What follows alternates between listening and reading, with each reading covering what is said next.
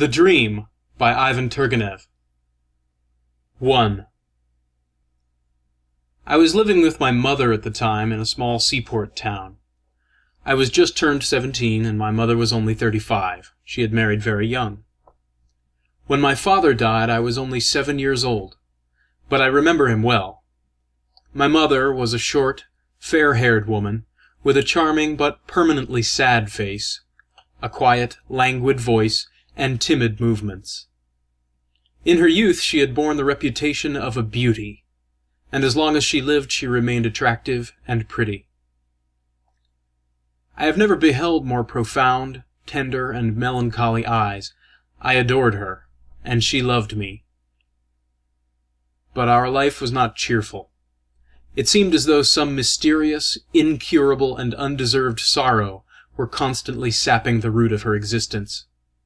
This sorrow could not be explained by grief for my father alone, great as that was, passionately as my mother had loved him, sacredly as she cherished his memory. No, there was something else hidden there which I did not understand, but which I felt confusedly and strongly as soon as I looked at those quiet, impassive eyes, at those very beautiful but also impassive lips, which were not bitterly compressed, but seemed to have congealed for good and all. I have said that my mother loved me, but there were moments when she spurned me, when my presence was burdensome, intolerable to her. At such times she felt, as it were, an involuntary aversion for me, and was terrified afterward, reproaching herself with tears and clasping me to her heart. I attributed these momentary fits of hostility to her shattered health, to her unhappiness. These hostile sentiments might have been evoked, it is true, in a certain measure, by some strange outbursts, which were incomprehensible even to me myself, of wicked and criminal feelings which occasionally arose in me. But these outbursts did not coincide with the moments of repulsion. My mother constantly wore black, as though she were in mourning. We lived in a rather grand scale, although we associated with no one. 2. My mother concentrated upon me all her thoughts and cares. Her life was merging in my life. Such relations between parents and children are not always good for the children. They are more apt to be injurious. Moreover, I was my mother's only child, and only children generally develop irregularly. In rearing them, the parents do not think of themselves so much as they do of them. That is not practical. I did not get spoiled and did not grow obstinate. Both these things happen with only children. But my nerves were unstrung before their time. In addition to which, I was of rather feeble health. I took after my mother, to whom I also bore a great facial resemblance. I shunned the society of lads of my own age in general. I was shy of people. I even talked very little with my mother. I was fonder of reading than of anything else, and of walking alone, and dreaming. Dreaming. What my dreams were about it would be difficult to say. It sometimes seemed to me as though I were standing before a half-opened door, behind which were concealed hidden secrets, standing and waiting, and swooning with longing, yet not crossing the threshold, and always meditating as to what there was yonder ahead of me, and always waiting and longing, or falling into slumber. If the poetic vein had throbbed in me, I should, in all probability, have taken to writing verses. If I had left an inclination to religious devoutness, I might have become a monk. But there was nothing of the sort about me, and I continued to dream, and to wait. 3. I have just mentioned that I sometimes fell asleep under the inspiration of obscure thoughts and reveries. On the whole, I slept a great deal, and dreams played a prominent part in my life. I beheld visions almost every night. I did not forget them. I attributed to them significance. I regarded them as prophetic. I strove to divine their secret import. Some of them were repeated from time to time, which always seemed to me wonderful and strange. I was particularly perturbed by one dream. It seems to me that I am walking along a narrow, badly paved street in an ancient town, between many-storied houses of stone, with sharp-pointed roofs. I am seeking my father, who is not dead, but is, for some reason, hiding from us, and is living in one of those houses. And so I enter a low, dark gate, traverse a long courtyard, encumbered with beams and planks, and finally make my way into a small chamber with 2 circular windows. In the middle of the room stands my father, clad in a dressing gown and smoking a pipe. He does not in the least resemble my real father. He is tall, thin, black-haired. He has a hooked nose, surly, piercing eyes. In appearance he is about 40 years of age. He is displeased because I have hunted him up, and I also am not in the least delighted at the meeting, and I stand still, in perplexity.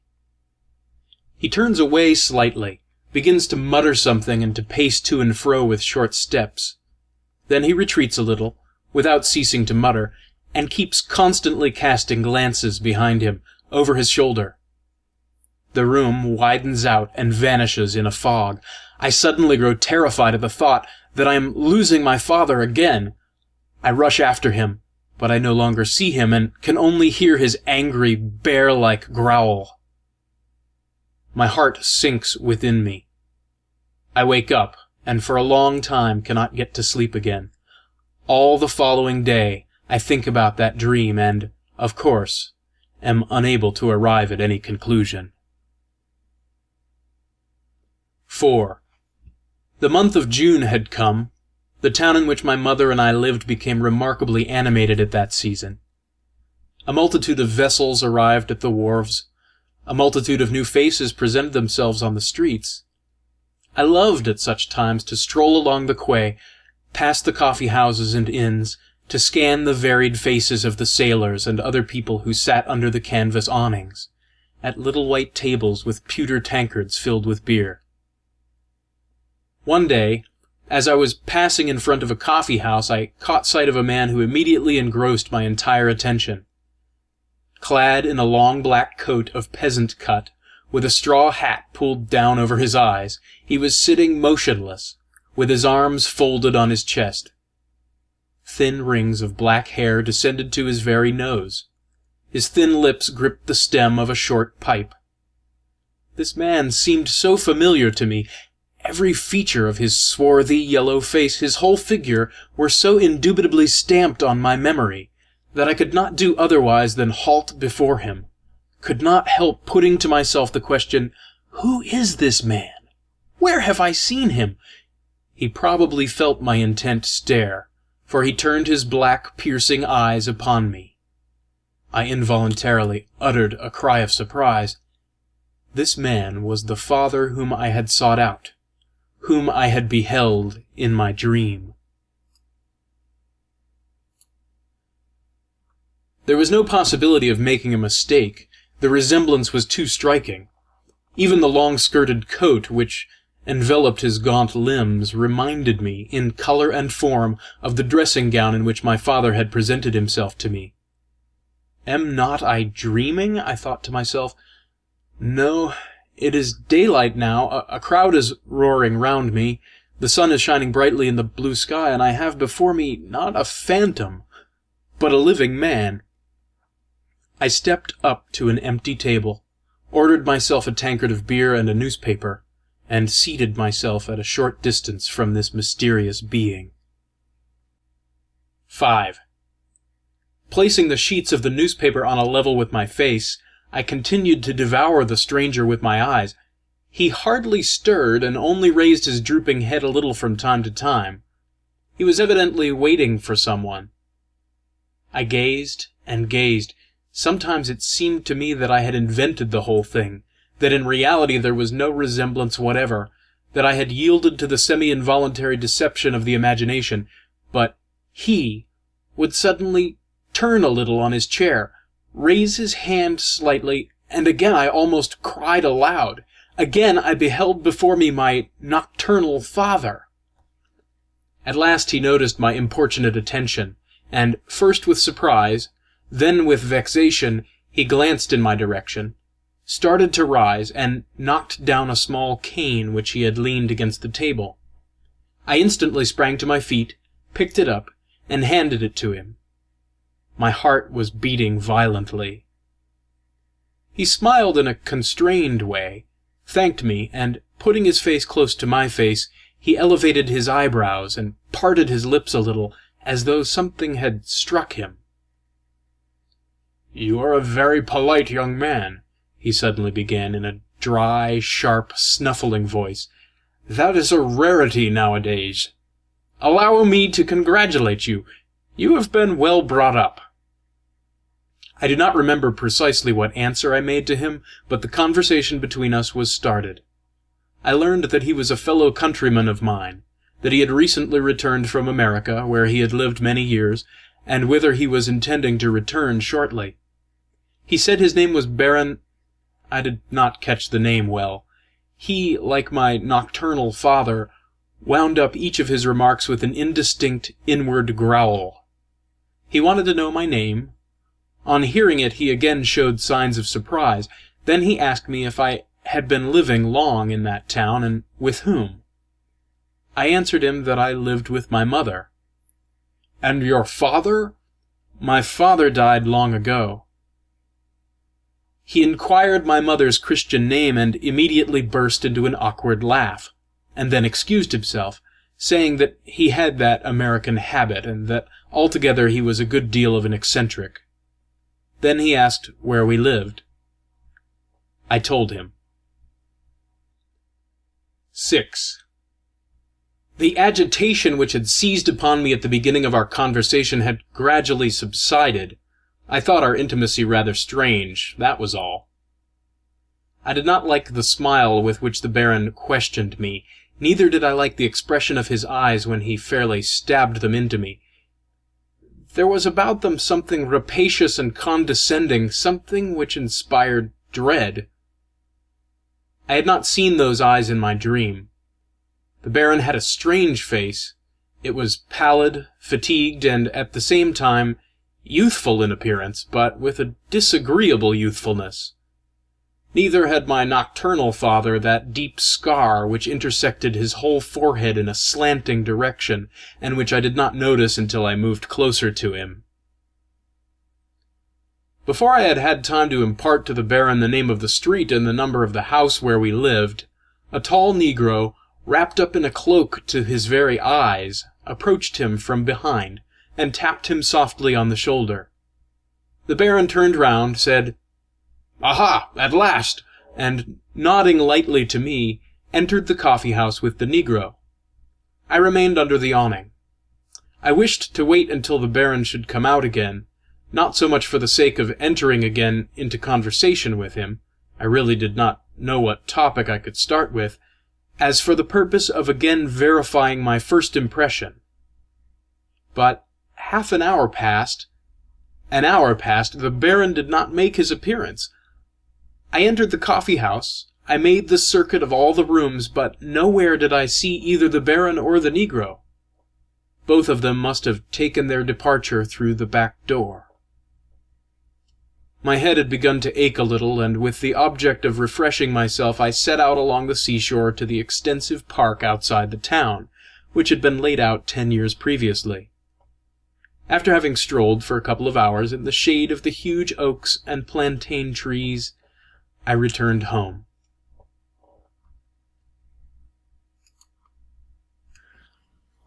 7. Our maidservant flew to meet me, all tremulous with agitation, as soon as I made my appearance in the anteroom. I immediately divined, from the expression of her face, that something unpleasant had occurred in our house during my absence, and in fact I learned that half an hour before a frightful shriek had rung out from my mother's bedroom. When the maid rushed in, she found her on the floor in a swoon which lasted for several minutes. My mother had recovered consciousness at last, but had been obliged to go to bed, and wore a strange, frightened aspect. She had not uttered a word. She had not replied to questions. She had done nothing but glance around her and tremble. The servant had sent the gardener for a doctor. The doctor had come and had prescribed a soothing potions, but my mother had refused to say anything to him either. The gardener asserted that a few moments after the shriek had rung out from my mother's room, he had seen a strange man run hastily across the flower pots of the garden to the street gate. We lived in a one-story house whose windows looked out upon a fairly large garden. The gardener had not been able to get a good look at the man's face, but the latter was gaunt, and wore a straw hat and a long-skirted coat. The Baron's costume immediately flashed into my head. The gardener had been unable to overtake him. Moreover, he had been summoned, without delay, to the house and dispatched for the doctor. I went to my mother's room. She was lying in bed, whiter than the pillow on which her head rested. At sight of me, she smiled faintly and put out her hand to me. I sat down by her side and began to question her. At first she persistently parried my questions, but at last she confessed that she had seen something which had frightened her greatly. "Did someone enter here?" I asked. "No," she answered hastily. "No one entered, but it seemed to me, I thought I saw a vision." She ceased speaking and covered her eyes with her hand. I was on the point of communicating to her what I had heard from the gardener, and my meeting with the Baron also, by the way, but, for some reason or other, the words died on my lips. Nevertheless, I did bring myself to remark to my mother that visions do not manifest themselves in the daylight. "Stop," she whispered. "Please stop. Do not torture me now. Some day thou shalt know." Again she relapsed into silence. Her hands were cold and her pulse beat fast and unevenly. I gave her a dose of medicine and stepped a little to one side in order not to disturb her. She did not rise all day. She lay motionless and quiet, only sighing deeply from time to time and opening her eyes in timorous fashion. Everyone in the house was perplexed.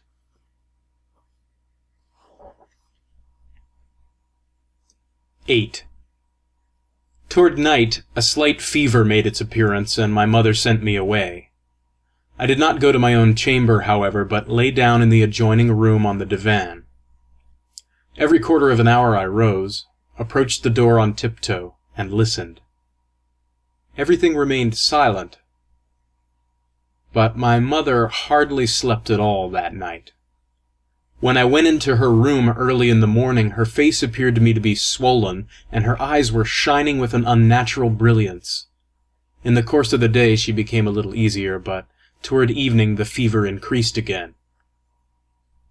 Up to that time she had maintained an obstinate silence, but now she suddenly began to talk in a hurried, spasmodic voice. She was not delirious. There was sense in her words, but there was no coherency in them. Not long before midnight, she raised herself up in bed with a convulsive movement. I was sitting beside her, and with the same hurried voice she began to narrate to me, continually drinking water in gulps from a glass, feebly flourishing her hands and not once looking at me the while.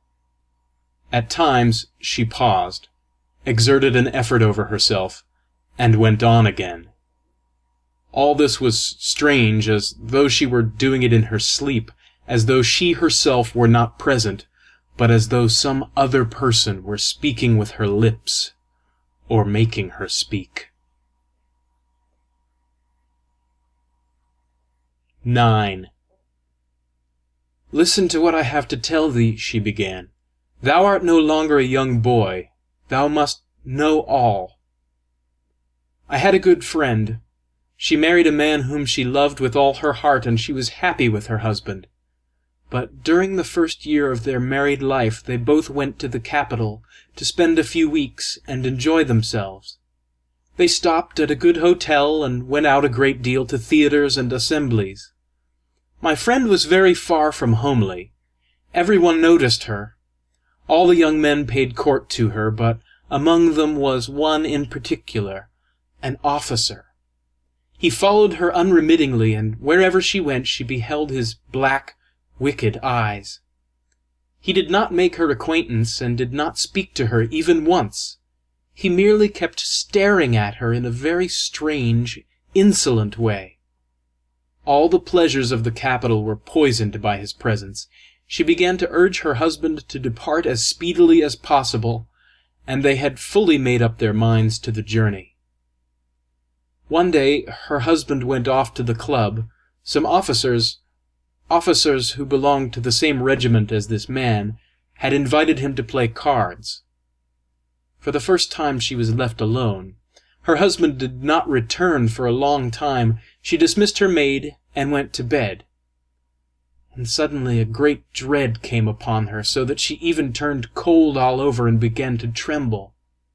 It seemed to her that she heard a faint tapping on the other side of the wall, like the noise a dog makes when scratching, and she began to stare at that wall.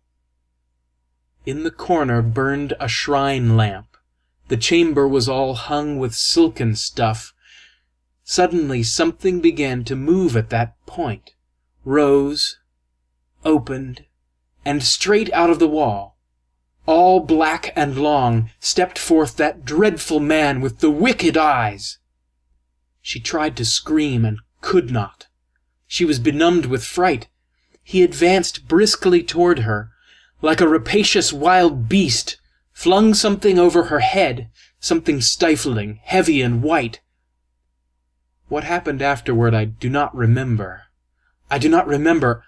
It was like death, like murder. When that terrible fog dispersed at last, when my friend recovered her senses, there was no one in the room. Again, and for a long time, she was incapable of crying out, but she did shriek at last.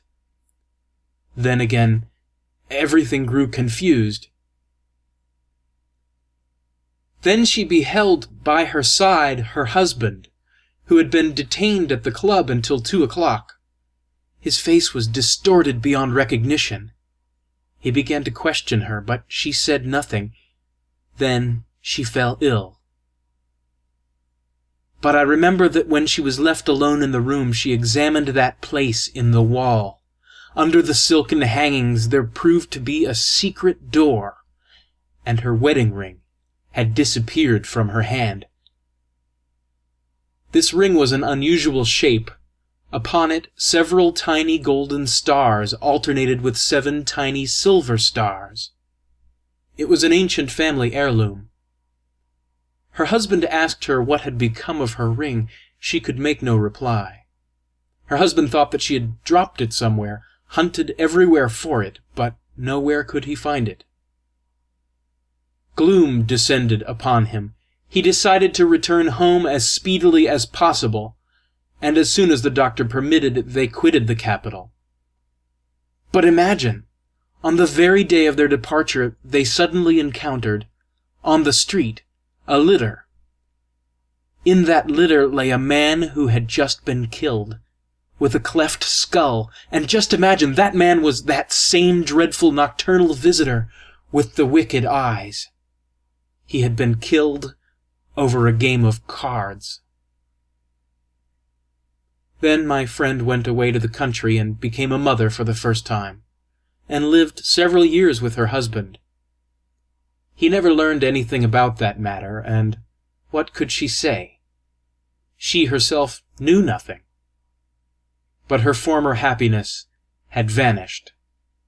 Darkness had invaded their life, and that darkness was never dispelled. They had no other children either before or after. But that son... My mother began to tremble all over and covered her face with her hands. "But tell me now," she went on with redoubled force, "whether my friend was in any way to blame. With what could she reproach herself? She was punished, but had not she the right to declare, in the presence of God himself, that the punishment which overtook her was unjust? Then why can the past present itself to her, after the lapse of so many years, in so frightful an aspect, as though she were a sinner tortured by the gnawings of conscience? Macbeth slew Banquo, so it is not to be wondered at that he should have visions, but my mother's speech became so entangled and confused that I ceased to understand her. I no longer had any doubt that she was raving in delirium. 10. Anyone can easily understand what a shattering effect my mother's narration produced upon me.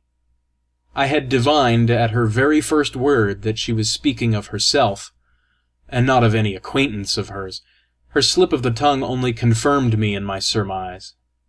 So it really was my father whom I had sought out in my dream, whom I had beheld when wide awake.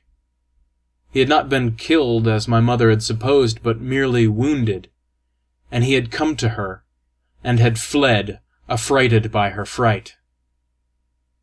Everything suddenly became clear to me, the feeling of involuntary repugnance for me which sometimes awoke in my mother, and her constant sadness, and our isolated life.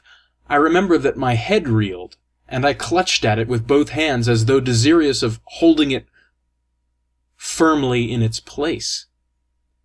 But one thought had become riveted in it like a nail. I made up my mind, without fail, at any cost, to find that man again. Why? With what object? I did not account to myself for that, but to find him, that had become for me a question of life or death. On the following morning my mother regained her composure at last. The fever passed off. She fell asleep. Committing her to the care of our landlord and landlady and the servants, I set out on my quest. 11. First of all, as a matter of course, I betook myself to the coffee-house where I had met the Baron. But in the coffee-house no one knew him or had even noticed him. He was a chance visitor. The proprietors had noticed the Negro. His figure had been too striking to escape notice, but who he was, where he stayed, no one knew either. Leaving my address, in case of emergency, at the coffee-house, I began to walk about the streets and the waterfront of the town, the wharves, the boulevards. I looked into all the public institutions, and nowhere did I find anyone who resembled either the Baron or his companion. As I had not caught the Baron's name, I was deprived of the possibility of appealing to the police, but I privately gave 2 or 3 guardians of public order to understand — they gazed at me in surprise, it is true, and did not entirely believe me — that I would lavishly reward their zeal if they should be successful in coming upon the traces of those 2 individuals, whose personal appearance I tried to describe as minutely as possible. Having strolled about in this manner until dinner-time, I returned home thoroughly worn out. My mother had got out of bed, but with her habitual melancholy there was mingled a new element, a sort of pensive perplexity, which cut me to the heart like a knife. I sat with her all the evening. We said hardly anything. She laid out her game of patience. I silently looked at her cards. She did not refer by a single word to her story or to what had happened the day before. It was as though we had both entered into a compact not to touch upon those strange and terrifying occurrences. She appeared to be vexed with herself and ashamed of what had involuntarily burst from her, but perhaps she did not remember very clearly what she had said in her semi-fevered delirium, and hoped that I would spare her. And, in fact, I did spare her, and she was conscious of it, as on the preceding day she avoided meeting my eyes. A frightful storm had suddenly sprung up out of doors. The wind howled and tore in wild gusts. The window-panes rattled and quivered. Despairing shrieks and groans were borne through the air as though something on high had broken loose and were flying with mad weeping over the shaking houses. Just before dawn I lost myself in a doze, when suddenly it seemed to me as though someone had entered my room and called me, had uttered my name, not in a loud but in a decided voice. I raised my head and saw no one, But, strange to relate, I not only was not frightened, I was delighted. There suddenly arose within me the conviction that now I should, without fail, attain my end. I hastily dressed myself and left the house. 12. The storm had subsided, but its last flutterings could still be felt. It was early. There were no people in the streets. In many places, fragments of chimneys, tiles, boards of fences which had been rent asunder, the broken boughs of trees, lay strewn upon the ground. What happened at sea last night, I involuntarily thought at the sight of the traces left behind by the storm. I started to go to the port, but my feet bore me in another direction, as though in obedience to an irresistible attraction. Before 10 minutes had passed, I found myself in a quarter of the town which I had never yet visited. I was walking, not fast, but without stopping, step by step, with a strange sensation at my heart. I was expecting something remarkable, impossible, and at the same time I was convinced that that impossible thing would come to pass. 13. And lo, it came to pass, that remarkable, that unexpected thing. 20 paces in front of me I suddenly beheld that same Negro who had spoken to the Baron in my presence at the coffee-house. Enveloped in the same cloak which I had then noticed on him, he seemed to have popped up out of the earth, and with his back turned toward me, was walking with brisk strides along the narrow sidewalk of the crooked alley. I immediately dashed in pursuit of him, but he redoubled his gait, although he did not glance behind him, and suddenly made an abrupt turn around the corner of a projecting house. I rushed to that corner and turned it as quickly as the Negro had done. Marvelous to relate, before me stretched a long, narrow, and perfectly empty street. The morning mist filled it with its dim, leaden light, but my gaze penetrated to its very extremity. I could count all its buildings, and not a single living being was anywhere astir. The tall Negro in the cloak had vanished as suddenly as he had appeared. I was amazed, but only for a moment. Another feeling immediately took possession of me. That street which stretched out before my eyes, all dumb and dead as it were, I recognized it. It was the street of my dream.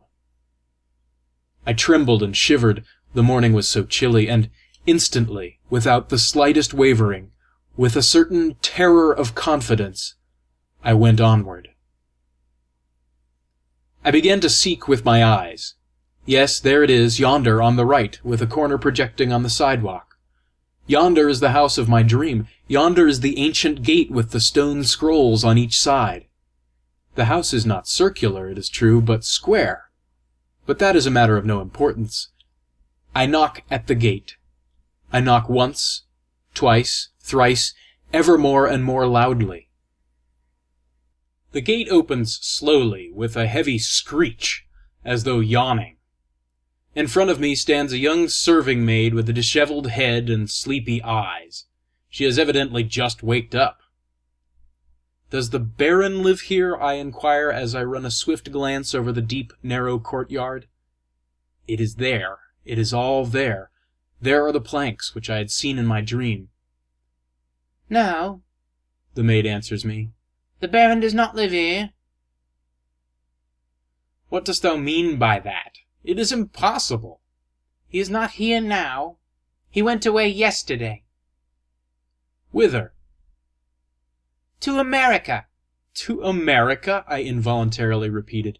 "But is he coming back?" The maid looked suspiciously at me. "I don't know. Perhaps he will not come back at all." "But has he been living here long?" "No, not long. About a week. Now he is not here at all." "But what was the family name of that Baron?" The maidservant stared at me.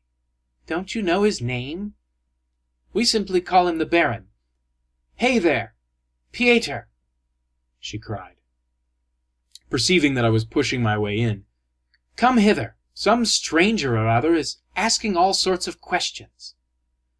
From the house there presented itself the shambling figure of a robust labourer. "What's the matter? What's wanted?" he inquired in a hoarse voice, and having listened to me with a surly mien, he repeated what the maidservant had said. "But who does live here?" I said. "Our master." "And who is he?" "A carpenter. They are all carpenters on this street."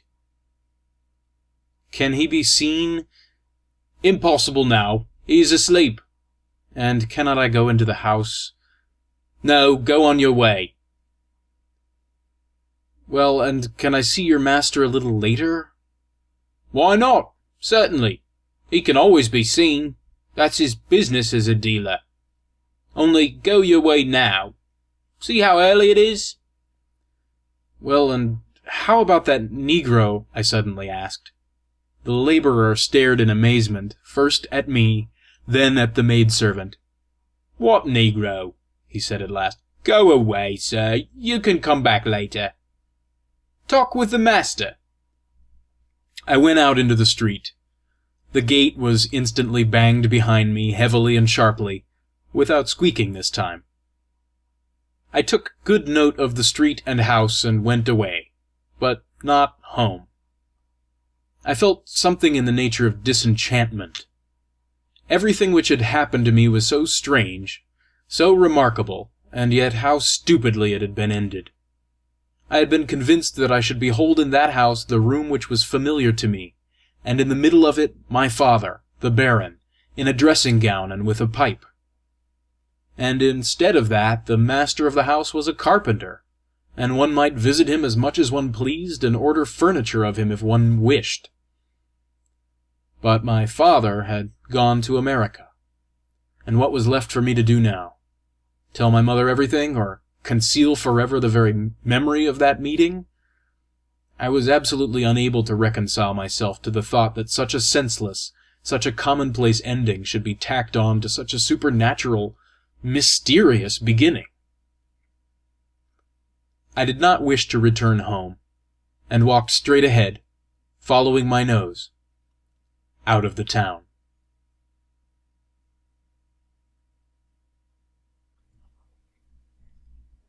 "14. I walked along with drooping head, without a thought, almost without sensation, but wholly engrossed in myself. A measured, dull and angry roar drew me out of my torpor.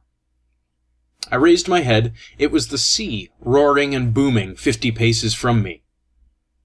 Greatly agitated by the nocturnal storm, the sea was a mass of white caps to the very horizon, and steep crests of long breakers were rolling in regularly and breaking on the flat shore. I approached it, and walked along the very line left by the ebb and flow on the yellow-ribbed sand, strewn with fragments of trailing sea-wrack, bits of shells, serpent-like ribbons of eel-grass. Sharp-winged gulls, with pitiful cry, borne on the wind from the distant aerial depths, soared white as snow against the grey, cloudy sky, swooped down abruptly, and as though skipping from wave to wave departed again, and vanished like silvery flecks in the strips of swirling foam. Some of them, I noticed, circled persistently around a large, isolated boulder which rose aloft in the midst of the monotonous expanse of sandy shores. Coarse seaweed grew in uneven tufts on one side of the rock, and at the point where its tangled stems emerged from the yellow salt marsh, there was something black and long, and arched and not very large. I began to look more intently. Some dark object was lying there, lying motionless beside the stone. That object became constantly clearer and more distinct the nearer I approached. It was only 30 paces from the rock now. Why, that was the outline of a human body! It was a corpse! It was a drowned man cast up by the sea! I went clear up to the rock. It was the corpse of the Baron, my father. I stopped short, as though rooted to the spot. Then only did I understand that ever since daybreak I had been guided by some unknown forces, that I was in their power, and for the space of several minutes there was nothing in my soul save the ceaseless crashing of the sea, and a dumb terror in the presence of the fate which held me in its grip. 15.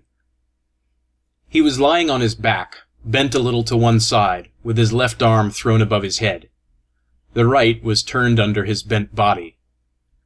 The sticky slime had sucked in the tips of his feet, shod in tall sailor's boots. The short blue pea-jacket, all impregnated with sea salt, had not unbuttoned. A red scarf encircled his neck in a hard knot. The swarthy face, turned skyward, seemed to be laughing. From beneath the upturned upper lip small close-set teeth were visible. The dim pupils of the half-closed eyes were hardly to be distinguished from the darkened whites. Covered with bubbles of foam, the dirt-encrusted hair spread out over the ground and laid bare the smooth forehead with the purplish line of the scar. The narrow nose rose up like a sharp white streak between the sunken cheeks. The storm of the past night had done its work. He had not beheld America. The man who had insulted my mother, who had marred her life, my father, yes, my father, I could cherish no doubt as to that, lay stretched out helpless in the mud at my feet. I experienced a sense of satisfied vengeance, and compassion, and repulsion, and terror most of all, of twofold terror, terror of what I had seen, and of what had come to pass. That evil, that criminal element of which I have already spoken, those incomprehensible spasms rose up within me, stifled me. Aha, I thought to myself, so that is why I am what I am. That is where blood tells. I stood beside the corpse and gazed and waited, to see whether those dead pupils would not stir, whether those benumbed lips would not quiver. No, everything was motionless. The very seaweed, among which the surf had cast him, seemed to have congealed. Even the gulls had flown away. There was not a fragment anywhere, not a plank or any broken rigging. There was emptiness everywhere. Only he, and I, and the foaming sea in the distance. I cast a glance behind me. The same emptiness was there. A chain of hillocks on the horizon. That was all.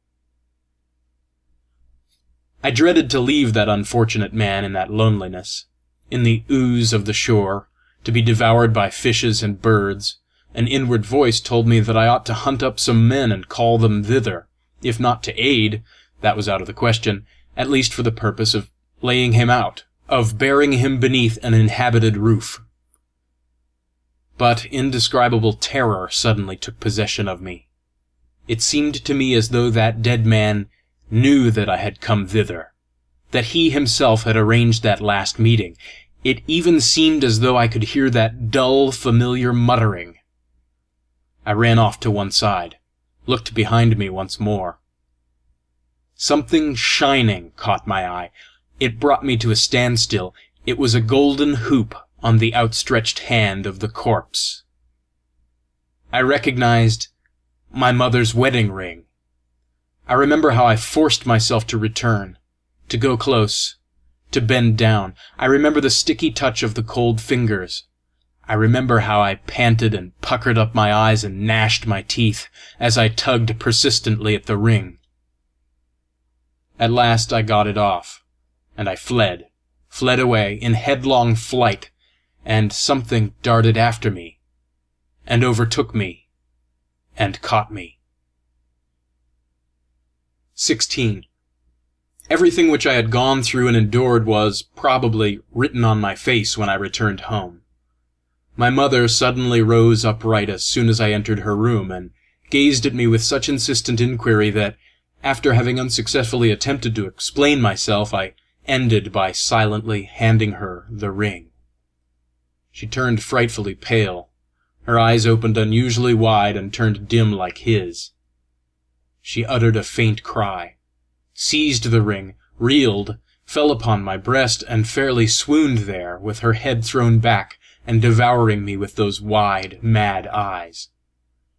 I encircled her waist with both arms, and standing still on one spot, never stirring, I slowly narrated everything, without the slightest reservation, to her, in a quiet voice.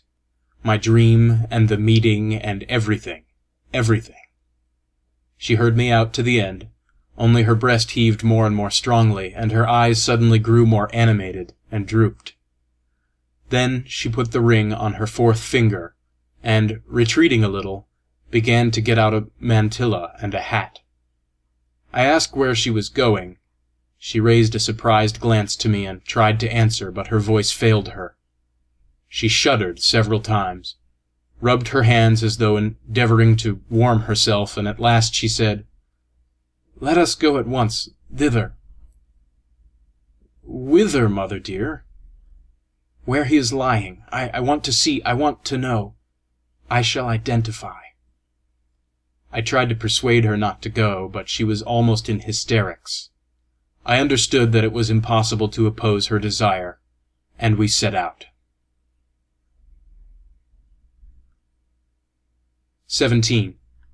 And lo, again I am walking over the sand of the dunes, but I am no longer alone. I am walking arm in arm with my mother. The sea has retreated, has gone still further away. It is quieting down, but even its diminished roar is menacing and ominous. Here, at last, the solitary rock has shown itself ahead of us, and there is the seaweed. I look intently. I strive to distinguish that rounded object lying on the ground, but I see nothing. We approach closer. I involuntarily retard my steps. But where is that black, motionless thing? Only the stalks of the seaweed stand out darkly against the sand, which is already dry.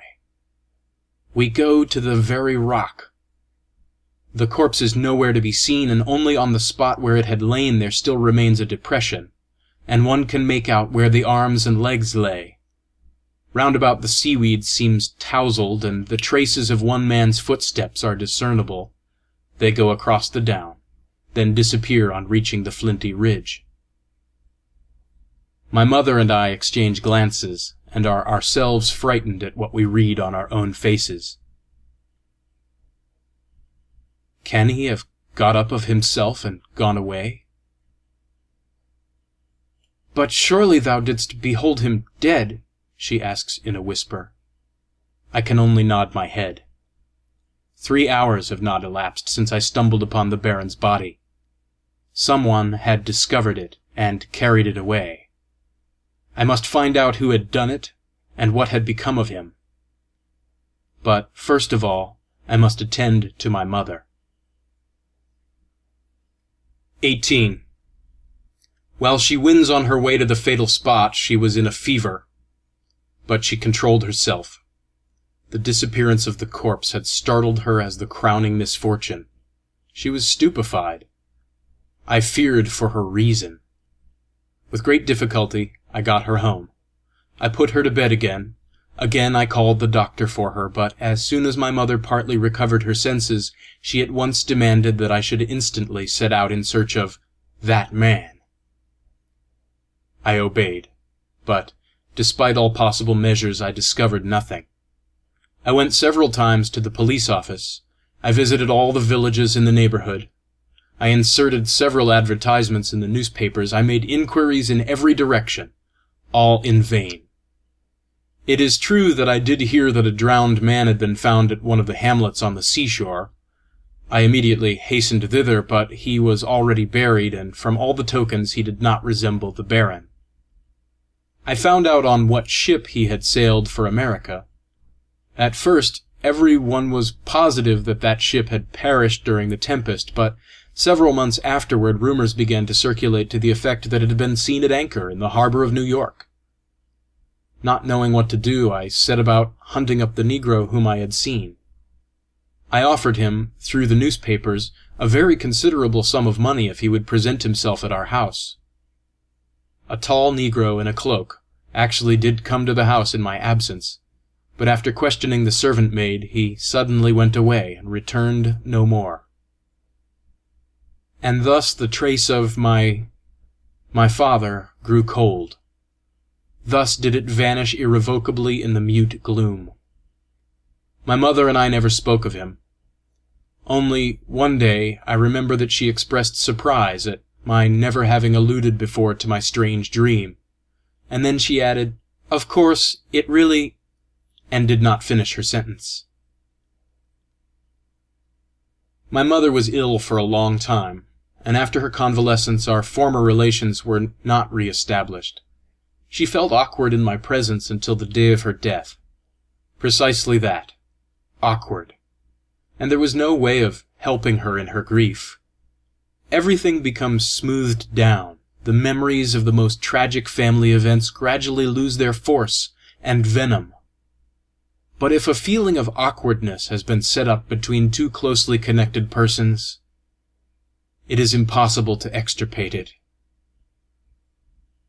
I have never again had that dream which had been wont so to disturb me.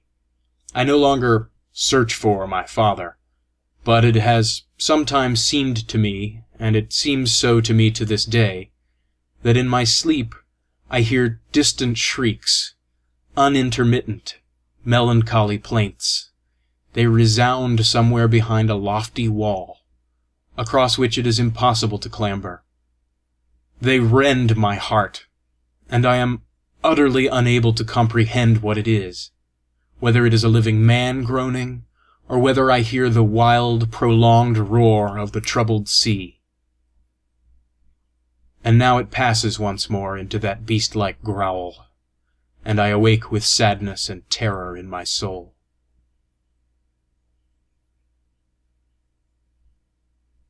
End of The Dream by Ivan Turgenev.